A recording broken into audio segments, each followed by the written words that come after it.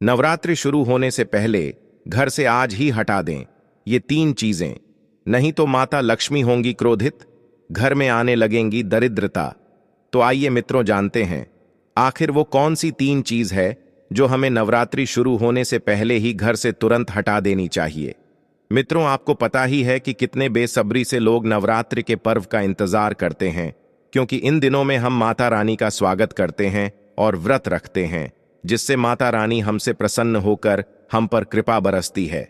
लेकिन मित्रों, इस बार मां दुर्गा घोड़े पर सवार होकर आई हैं। मां दुर्गा के घोड़े पर सवार होने के कुछ विशेष संकेत हैं। शास्त्रों के अनुसार जब माता घोड़े पर सवार होकर आती हैं तो उसे ज्यादा शुभ नहीं माना जाता है।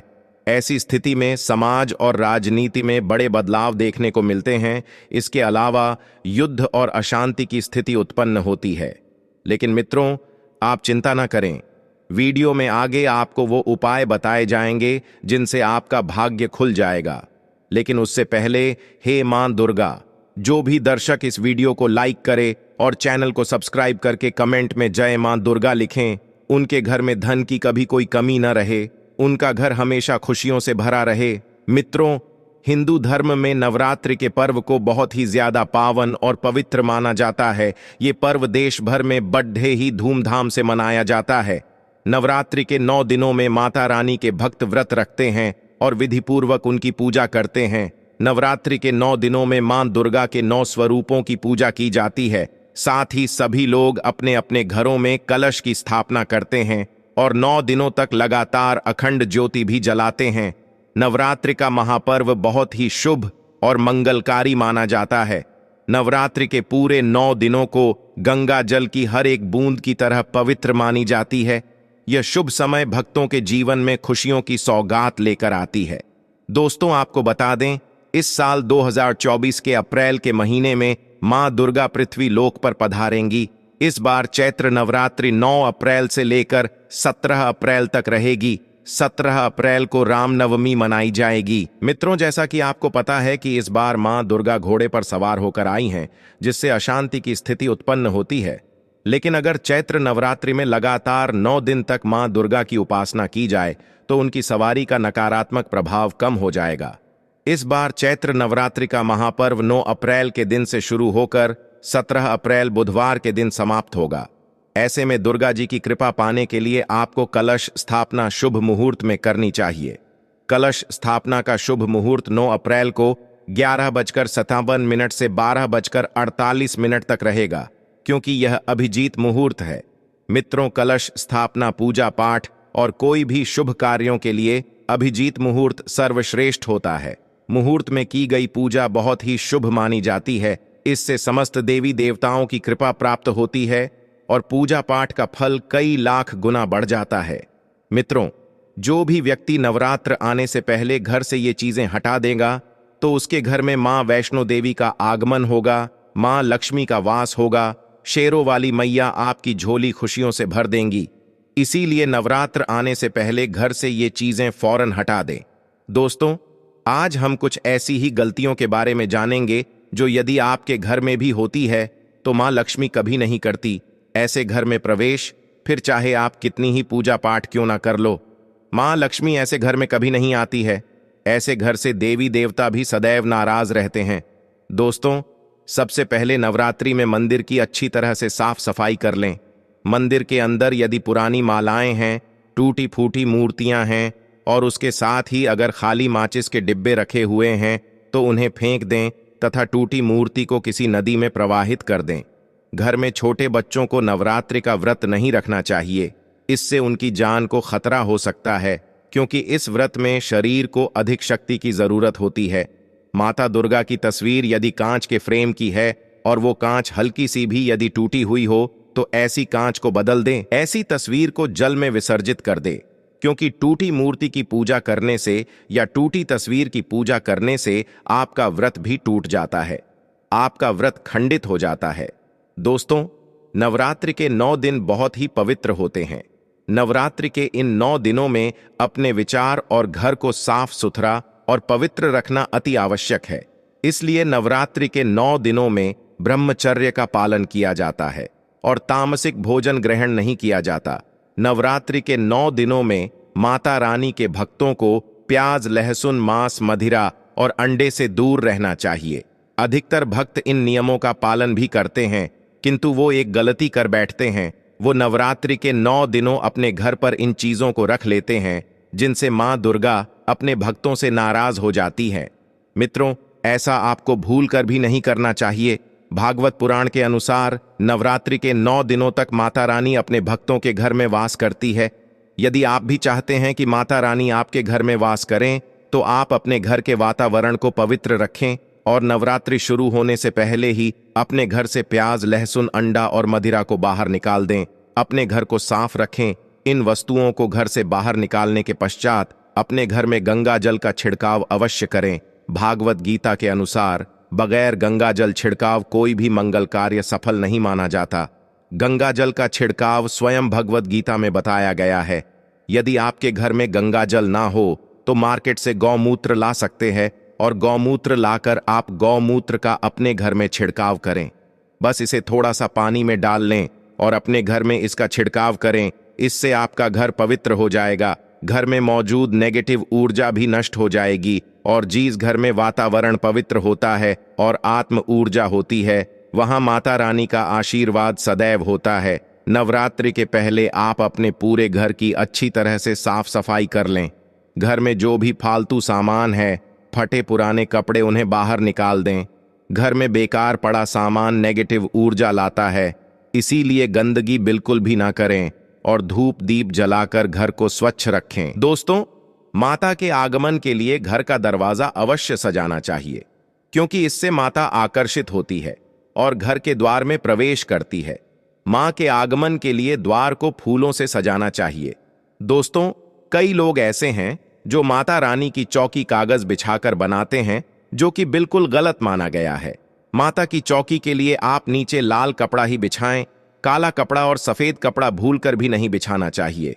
दोस्तों, यदि आपके घर में देवी देवताओं की खंडित मूर्तियां या फटा हुआ चित्र हो तो उसे किसी पवित्र नदी में विसर्जित कर दे, क्योंकि ऐसी मूर्ति आपके घर दुर्भाग्य लाती है। देवी देवताओं की खंडित मूर्ति की पूजन ना करें और ना ही उन्हें घर में रखें, क्योंकि उन्हें घर में रखना बुरा माना जाता है।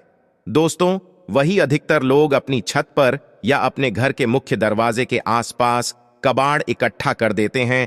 ऐसा करना अशुभ माना जाता है। यदि आप आपके घर में या घर के मुख्य दरवाजे पर या छत पर या फिर कहीं भी, खास करके आपके घर के उत्तर दिशा में कबाड़ या कचरा है, तो नवरात्रि शुरू होने से पहले उस कबाड़ को घर से निकाल दें। दोस्तों, यदि आपके घर कोई भी बंद घड़ी है तो नवरात्रि शुरू होने से पहले उसे अपने घर से हटा दें और नई घड़ी ले आए या उसकी मरम्मत करवा लें। घड़ी को प्रगति का प्रतीक माना जाता है। बंद घड़ी समय से पीछे चलने वाली हमारी प्रगति में बाधा डालती है। इसलिए नवरात्रि शुरू होने से पहले ही आप बंद घड़ी को घर से बाहर निकाल दें या उसकी मरम्मत करवा लें।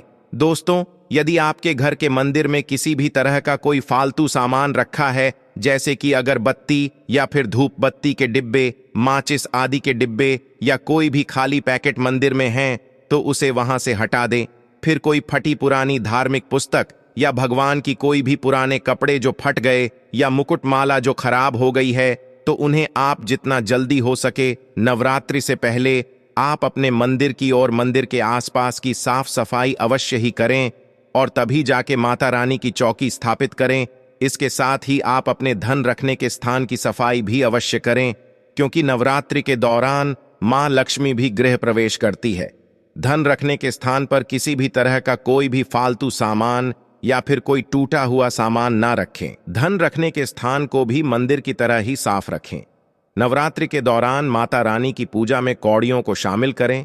माता के साथ साथ रोजाना कौड़ी का भी पूजन करें। इसके पश्चात आप कौड़ी को धन रखने के स्थान पर रख दें। ऐसा करने से सदैव बरकत होती है, क्योंकि कौड़ी को माता लक्ष्मी का प्रतीक माना जाता है। माता लक्ष्मी की पूजा और दिवाली पूजन के दिन शामिल करके कौड़ी को तिजोरी में रखा जाता है। कौड़ियां समुद्र के एक जीव का खोल या अस्थि है। साथ ही इसमें धन आकर्षण का स्वाभाविक गुण होता है, इसलिए उसे तिजोरी में धन के पास रखा जाता है, ताकि मां लक्ष्मी प्रसन्न रहे और धन में बरकत होती रहे। यदि आपके पास पुराने जूते चप्पल इकट्ठे हो गए हैं, तो नवरात्रि से पहले उन्हें घर से बाहर निकाल दें। पुराने जूते चप्पल की अशुभता के कारण ही घर में नेगेटिव ऊर्जा आती है, और अगर आपके घर में अशांति और कलह का माहौल रहता है तो नवरात्रि आने से पहले घर से जला निकालना ना भूलें। यदि किसी घर में जला है तो उस घर में माता रानी कभी वास नहीं करती। साथ ही साथ यदि घर में टूटे फूटे बर्तन पड़े हैं या टूटा हुआ आईना घर में हो तो उसे भी निकाल दे। अब हम जानते हैं कि नवरात्रों के दौरान आपको क्या नहीं खाना चाहिए और क्या नहीं पीना चाहिए, और ऐसा कौन सा फल खाने से व्रत पूरे तरीके संपूर्ण और सफल हो जाता है। नवरात्रि के दिन सेब अवश्य खाना चाहिए। शास्त्रों में बताया जाता है कि भगवान के भोग में सेब को अवश्य ही अर्पित किया जाता है। यदि आपका व्रत है तो आपको सेब अवश्य खाना चाहिए। केला, पपीता, तरबूज और साथ ही मीठे अंगूर भी अवश्य ही खाना चाहिए। इन फलों से वृद्ध लोगों को शक्ति मिलती है। शास्त्रों में बताया जाता है कि नवरात्रों के दिनों में सीताफल अवश्य खाना चाहिए। सीताफल खाने से 10 ऐसी बीमारियां हैं जो कि खत्म हो जाती हैं। माना जाता है कि नवरात्रों के दिनों में सीताफल का घर में प्रवेश होना बड़ा ही शुभ माना गया है। सीताफल खाने से नवरात्रि का व्रत सफल हो जाता है, क्योंकि इसमें माता सीता का आशीर्वाद मिला हुआ होता है। नवरात्रि के दौरान इसे जो भी खाता है उसे दुखों का सामना नहीं करना पड़ता। दोस्तों, नवरात्र व्रत में डब्बे में बंद लस्सी या बंद जूस भूलकर भी नहीं पीना, क्योंकि उसमें कई केमिकल मिले होते हैं जिसके कारण आपका व्रत टूट सकता है। जब भी आप फलों का जूस पिए तो याद रखें कि उसमें नमक न डालें, नहीं तो व्रत टूट जाएगा। साथ ही साथ जूस में बर्फ भी नहीं डालना चाहिए। फलों का सादा जूस पीने से व्रत सफल होता है। दोस्तों, नवरात्रि के दौरान सिंघाड़े का आटा या कुट्टू का आटा खाने से पहले ये देख लें कि आटा पुराना नहीं होना चाहिए, क्योंकि पुराने आटे में कीड़े वगैरह बढ़ जाती है, जिसके कारण आपका व्रत टूट सकता है। क्योंकि ये छोटे छोटे कीड़े हमें दिखाई नहीं देते और आपके मुंह तक पहुंच जाते हैं। ऐसा आटा खाना मतलब कीड़े के मांस खाने के बराबर माना गया है। दोस्तों, नवरात्रि के दौरान आप शाम के समय खाने में दही ले सकते हैं, आलू वगैरह खा सकते हैं, साबूदाने की टिकिया भी बनाकर खा सकते हैं, आलू और साबूदाने के पापड़ भी खा सकते हैं। कई सब्जियां तो ऐसी हैं जो नवरात्रि के दौरान भोजन में शामिल की जा सकती है। इससे आपको काफी एनर्जी मिलती है। मित्रों, नवरात्रि के दौरान आप दूध पी सकते हैं जो आपको ताकत देगा। चाय वगैरह भी पी सकते हैं, किंतु याद रहे कि उसमें नमक ना डालें। एक बात का ध्यान रहे कि वृद्धा लोगों को पेट भर खाना यानी गले तक भोजन नहीं करना चाहिए, नहीं तो व्रत रखने का कोई भी फायदा नहीं होगा। आप ऐसा कर सकते हैं कि आप थोड़ा थोड़ा करके खा सकते हैं। दोस्तों, नवरात्रि के 9 दिन सभी शक्ति मां दुर्गा को समर्पित होते हैं। नवरात्रि के 9 दिन माता के 9 अलग अलग स्वरूपों का पूजन किया जाता है। नवरात्रि के 9 दिनों में माता रानी को अलग अलग स्वरूप के हिसाब से अलग अलग भोग अर्पित किए जाते हैं। किंतु क्या आप जानते हैं कि कुछ ऐसी वस्तु है जिन्हें नवरात्रि के दौरान भूलकर भी माता रानी को अर्पित नहीं करना चाहिए? यदि इन वस्तुओं को आप गलती से भी माता रानी को अर्पित कर देते हैं तो आपको व्रत और पूजन का पूर्ण लाभ नहीं मिलेगा। इसीलिए माता रानी का आशीर्वाद प्राप्त करने के लिए आपको ये जानना अति आवश्यक है कि वो कौन सी ऐसी वस्तु है जो माता रानी के पूजन में भूलकर भी प्रयोग नहीं करना चाहिए। मित्रों, नवरात्रि के दौरान शादीशुदा महिलाओं को सफेद कपड़े पहनकर पूजा पाठ नहीं करना चाहिए। साथ ही साथ काले कपड़े भी नहीं पहनना चाहिए, इससे आपका व्रत खंडित हो जाता है। माता की चौकी जब आप लगाएं तो कागज की नहीं लगानी चाहिए। माता की चौकी लाल कपड़ा बिछाकर ही बनाना चाहिए। सदैव याद रहे, नवरात्रों के इन 9 दिनों तक आपको अपना आसन मां की चौकी के आगे ही लगाना चाहिए और वहीं पर आपको सोना चाहिए। मंदिर को नवरात्रों के दौरान अकेला नहीं छोड़ा जाता, बहुत ही अशुभ माना जाता है। इससे दुर्गा माता नाराज हो जाती है और सदैव के लिए आपके घर से चली जाती है। दोस्तों, हिंदू धर्म में नारियल को समृद्धि, धन और सम्मान का सूचक माना जाता है। नारियल को श्रीफल भी कहा जाता है। नारियल को सुख समृद्धि में वृद्धि करने वाला माना जाता है। नारियल का हर मांगलिक कार्य में विशेष महत्व होता है। जैसे कि आप सभी जानते हैं कि माता रानी के कई मंदिरों में नारियल से बलि भी दी जाती है और माता रानी के पूजन में नारियल का प्रयोग हम सभी करते हैं। खासकर कलश की स्थापना नारियल रखकर ही की जाती है। माता रानी के पूजन में नारियल प्रयोग करते समय आपसे अगर कुछ गलती होती है तो माता रानी आपसे नाराज हो जाती है। दोस्तों, नारियल कई प्रकार के होते हैं, एक हरा, दूसरा सूखा। तीसरा नारियल जो है वो सूखा तो होते ही है, लेकिन इसके अंदर पानी भी होता है। इसलिए दोस्तों, माता रानी के पूजन में सदैव पानी वाला और जटा वाला नारियल ही प्रयोग करें। साथ ही ये भी ध्यान रखें कि नारियल पूर्ण होना चाहिए। नारियल चटका हुआ या टूटा हुआ नहीं होना चाहिए, क्योंकि साबुत नारियल ही पूर्ण और पवित्रता का प्रतीक होता है। नारियल को ही श्रीफल यानी कि मां लक्ष्मी का फल भी कहा जाता है।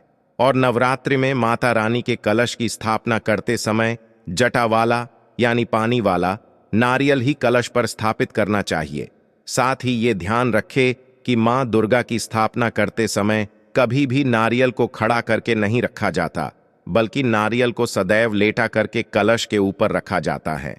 साथ ही नारियल को स्थापित करने से पहले आप नारियल को लाल कपड़े में लपेटकर फिर उस पर लाल चुनरी ओढ़ाकर आप नारियल को कलश के ऊपर स्थापित करें। शास्त्रों के अनुसार कलश के ऊपर जब सही तरीके से नारियल रखा जाता है और सही प्रकार का नारियल रखा जाता है, तभी जाकर के व्रत और पूजन का पूर्ण फल प्राप्त होता है। आपको यह भी ध्यान रहे कि महिलाएं माता रानी को नारियल अर्पित तो कर सकती है, किंतु कभी भी माता रानी के सामने नारियल को भूलकर भी ना तोड़े। दोस्तों, लौंग का प्रयोग हम सभी माता रानी के पूजन में करते हैं, किंतु लौंग का प्रयोग करते समय स्त्रियां एक बहुत बड़ी गलती कर बैठती हैं, जो आपको अवश्य ध्यान रखना चाहिए कि माता रानी को सदैव फूल वाली लौंग ही अर्पित करें। जिस लौंग के ऊपर फूल नहीं होता है या फिर जिस लौंग के पीछे लकड़ी की डंडी नहीं होती, उसे आप माता रानी के पूजन में भूलकर भी प्रयोग ना करें। फूल वाले लौंगों को चढ़ाने से ही पुण्य मिलता है, इसीलिए सदैव माता रानी के पूजन में फूल वाली लौंग का ही प्रयोग करें और माता रानी के पूजन में कोई भी अपूर्ण वस्तु या कोई भी खराब वस्तु या टूटे हुए अक्षत का प्रयोग ना करें। दोस्तों, आपको तुलसी के पत्ते को अर्पित नहीं करना है, क्योंकि मां दुर्गा के पूजन में तुलसी पत्र का प्रयोग करना वर्जित माना जाता है। तुलसी पत्र के अलावा माला भी माता रानी को अर्पित नहीं करना चाहिए, क्योंकि मां दुर्गा श्री गणेश जी की अति प्रिय है एवं नवरात्रि में आप भगवान गणेश को दूर्वा अर्पित कर सकते हैं। दूर्वा अर्पित करने का मंत्र है श्री गणेशाय नमः दूर्वांकुरान समर्पयामि।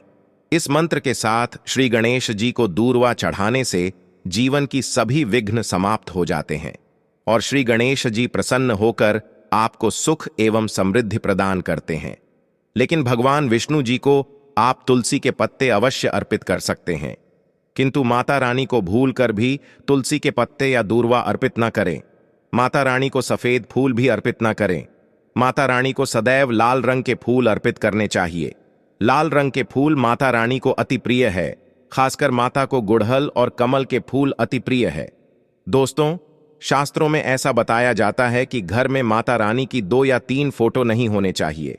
इस बात का भी आप विशेष ध्यान रखें कि माता रानी के पूजन में कोई भी खंडित चीज प्रयोग ना करें, जैसे कि टूटा हुआ दीपक या फिर टूटा हुआ कोई भी बर्तन। और साथ ही ये भी ध्यान रखें कि लोहे और प्लास्टिक के बर्तन आप माता रानी के पूजन में प्रयोग न करें, क्योंकि प्लास्टिक के चाइनीज बर्तन हड्डियों के राख से मिलकर बनते हैं। ऐसा भूल कर भी न करें। ऐसे बर्तनों को माता रानी के पूजन से सदैव दूर रखें। माता रानी को जो पुष्प अर्पित कर रहे हैं उसे भूल से भी न सूंघे और नीचे गिरे हुए पुष्प को भी उठाकर माता को अर्पित न करें। दोस्तों, नवरात्रि के अष्टमी और नवमी में कन्या पूजन है। कहा जाता है कि यदि कोई नवरात्रि के 9 दिन व्रत और पूजा न कर पाए तो अष्टमी नवमी पर पूजा करके माता रानी का आशीर्वाद प्राप्त कर सकता है। तो दोस्तों, अगर वीडियो में दी गई जानकारी आपको पसंद आई हो तो वीडियो को लाइक करें और तो कमेंट में जय मां दुर्गा अवश्य लिखें।